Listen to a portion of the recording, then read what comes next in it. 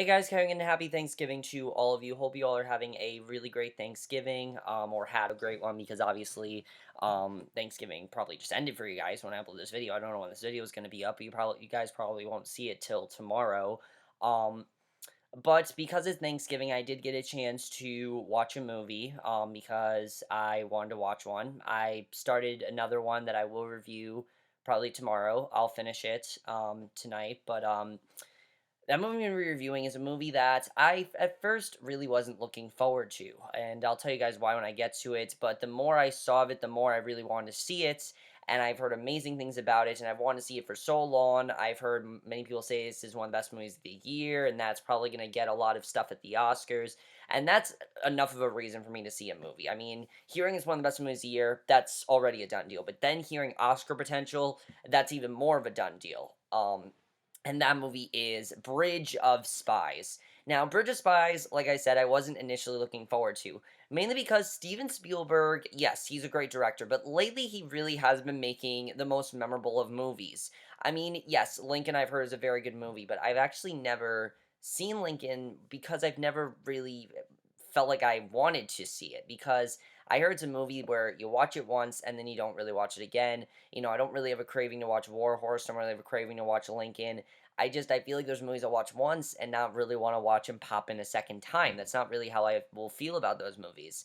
And that's kind of what I thought Bridge of Spies was going to be. It just kind of looked like the same political shit that he's been doing. He's been on this like political streak and it's kind of come out of nowhere.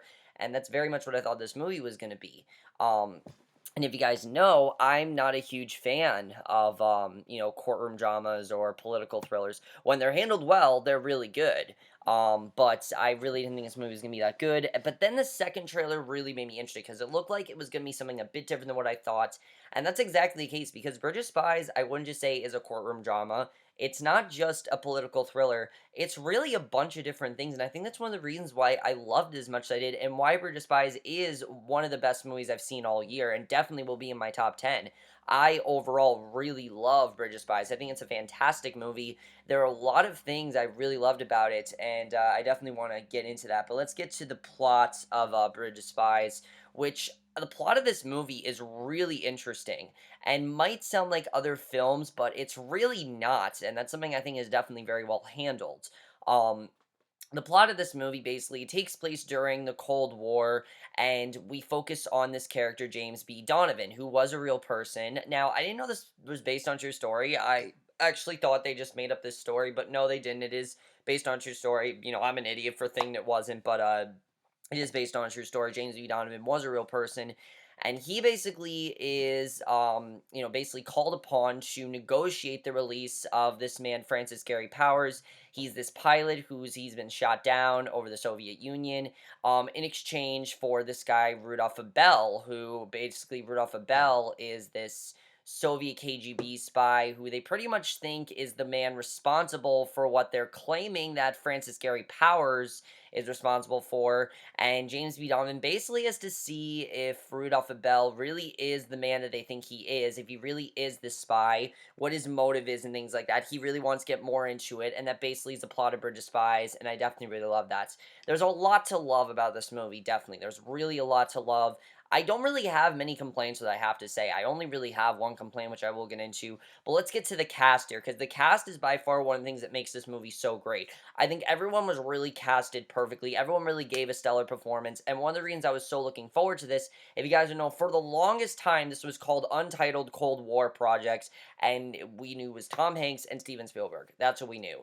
And Tom Hanks is enough of a reason for me to want to see a movie. I mean, I don't think he's ever really given a bad performance in a movie. I think he's done a really great job for everything he's in. And here, once again, he just has such great presence as James B. Donovan. Something I liked about him, though, was that he was a bit toned down. Like, this isn't a character that yells a lot. This isn't a character that gets into screaming matches. He's very toned down, but he's a very deliberate man. Like, you can definitely tell what he wants. Something I liked about his character is the parallels he drew to juror number 7 in 12 Angry Men, because James B. Donovan holds a lot of those same qualities in that he pretty much wants to see if Rudolph Abel really is this KGB spy and if he really is responsible, because in his mind, everyone is innocent until proven guilty, and That's true. I mean, we always say that everyone's innocent until proven guilty, and that's kind of the way that James B. Donovan thinks. And I think that's very interesting. The way that he really tried to figure out what was going on with this man, I really liked. He was a very fair man as well. Like, he didn't want to do something that wasn't unfair.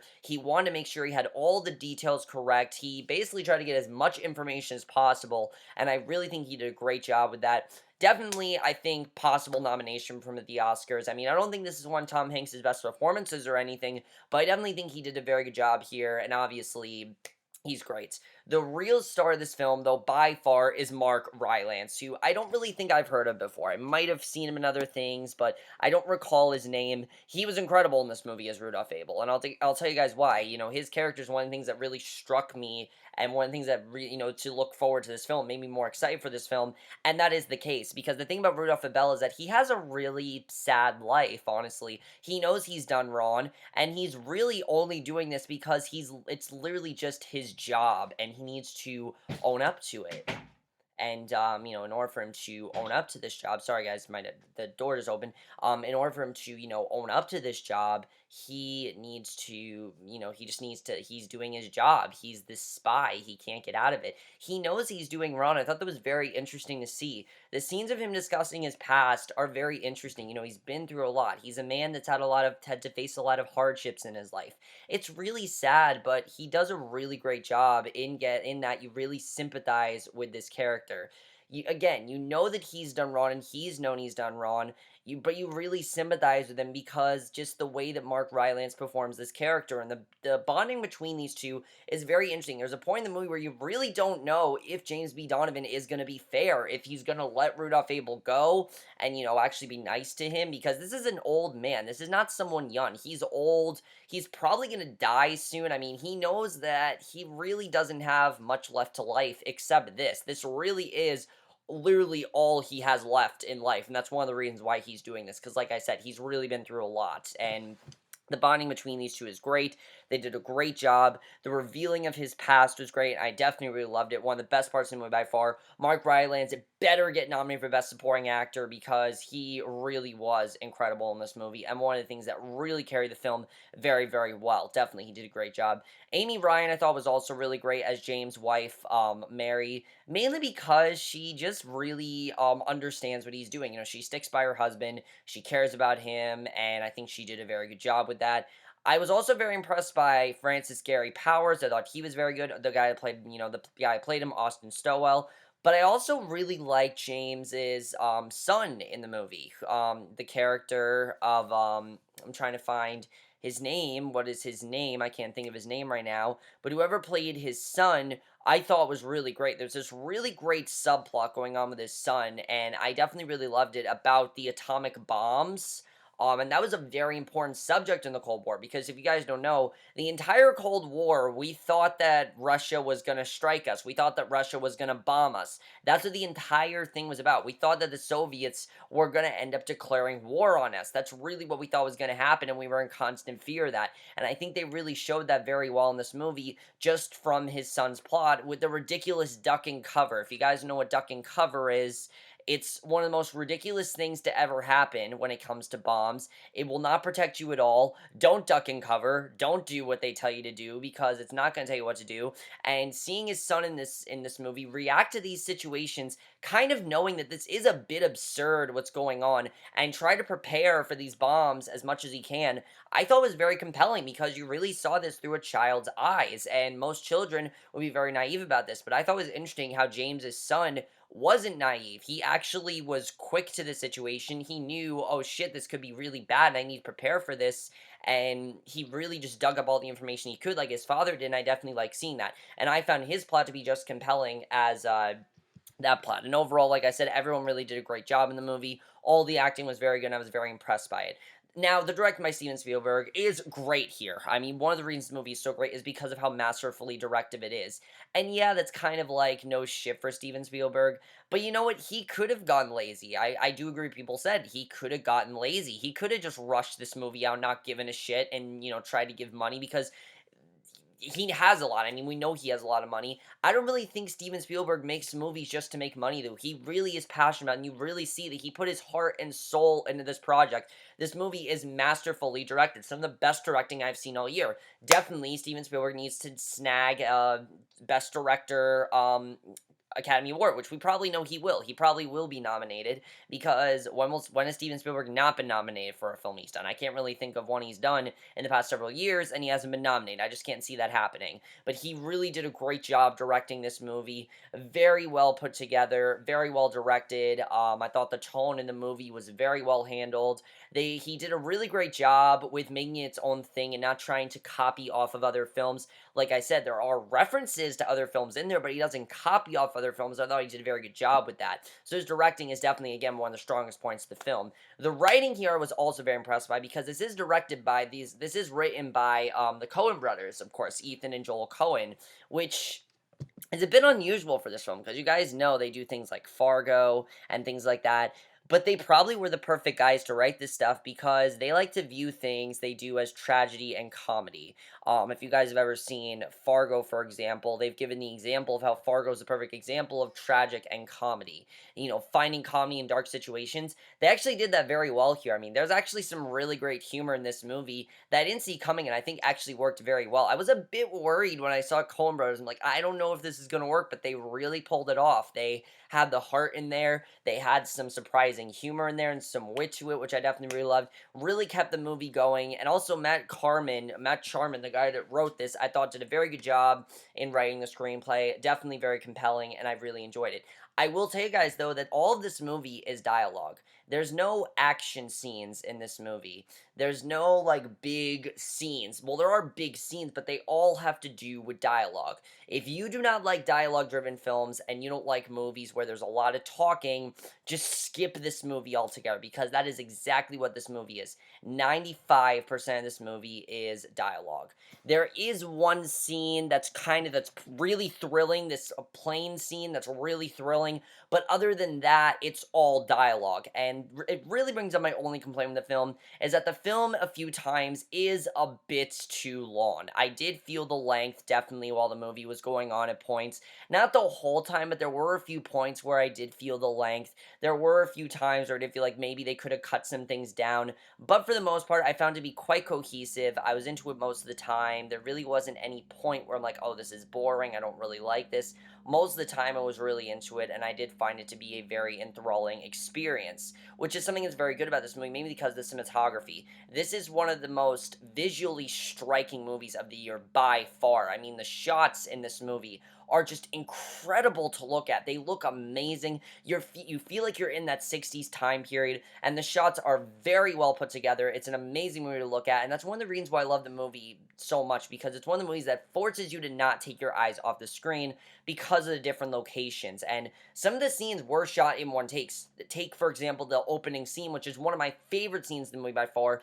It's basically a 6-minute scene of just seeing these events, but it looks like it was all done in one take, which I don't think it was. And because of the set locations, I think they handled that very well, and I definitely really like that. And I thought they really looked amazing. The cinematography, some of the best cinematography I've seen all year, definitely. I absolutely loved it. Really great cinematography there. The score to this movie as well, I thought was fantastic. I loved the score. Really great score. Really went with the heart of this movie and the masterful tone. Like I said, I definitely really love the score. One of my favorite parts of the movie by far. I really loved it.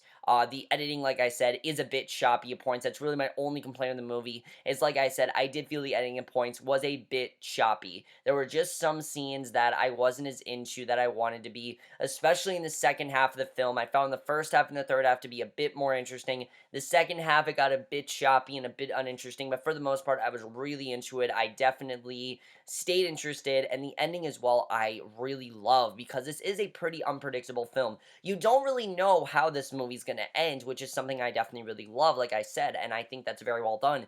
The movie also has a lot of deep themes of justice and, truth and writing someone's life around. They really have some really great deep themes in there, and I definitely really appreciate that. I didn't really go into the film thinking that was going to happen, but it does have it in there. They have some deep themes in there. They have some things in there that are all about like I said, serving justice and making sure that your voice is heard and getting the full story, getting the full details. And they did that very well because, a lot of times you'll hear a story and you don't get the full details. And I think they handled it very well in this movie with, Tom Hanks's character just trying to get the full details, doing whatever he could to do that. And I definitely really loved about this movie. So overall, guys, Bridge of Spies is definitely one of the best movies of the year. I definitely really loved it. I would definitely check it out again. Honestly, this is probably one of the few dialogue-driven movies that Steven Spielberg has done in a while where I actually would check it out again. I think it's a really great movie. I would definitely really recommend it to you guys. Like I said, if you don't like talking films, you're definitely not going to like it. But for the most part, I found it to be an extremely enthralling experience. I found it to be a very heartfelt film and a very important one at that, definitely, because there are some Cold War films out there, but there might not be as much as this one was. They might be a bit different. They might show the point of view of the spies, and showing it as a point of view from someone that's trying to defend a KGB spy, I thought was very more effective, and really I think humanizes the KGB more in this. But if I were to rate Bridge of Spies, I would definitely give it a 4.5 out of 5 or an A. I definitely really love this movie. One of the best movies of the year. Will definitely be on my top 10 list. I gotta tell you guys, definitely will be up there. Let me know what you guys saw this movie, and I will see you guys in my next video, which will be for another movie review, and I will see you guys for that. Once I finish the next movie I'm watching, I will review it to you guys, and I will see you guys for that. Okay, bye.